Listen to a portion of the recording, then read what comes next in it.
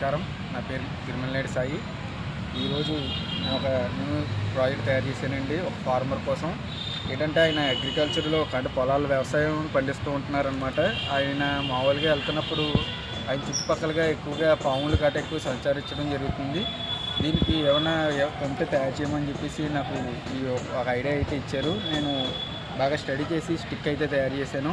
ఇది ఏమవుతుందంటే పాముకి ఏ రకమైన వైబ్రేషన్స్ ఇరిటేషన్ కలిగిస్తుందో ఆ రకమైన వైబ్రేషన్ ఇది జనరేట్ చేస్తుందన్నమాట. ఇక్కడ ఇది ఏదైతే నేల మీద టచ్ అయి ఉంటుంది, ఇది ఎప్పుడైతే ఫార్మర్ ఇలా పట్టుకొని ఎప్పుడైతే పొలాలంటా నడుచుకుంటూ వెళ్తాడో ఈ వైబ్రేషన్స్ చుట్టుపక్కల ఉన్న 10 మీటర్ల రేడియేషన్ వరకు ఎక్స్పెండ్ అవుతుంది. ఆ 10 మీటర్ల రేడియస్లో అక్కడ ఉన్న పాములు ఎలర్ట్ అయ్యి దూరం జరగడం అనేది జరుగుతుందన్నమాట. ఇది నైట్ టైమ్స్ కానీ మార్నింగ్ టైమ్స్ కానీ ఇది ఫార్మర్స్కి బాగా ఉపయోగపడుతుంది. అట్ ఎ టైం ఇది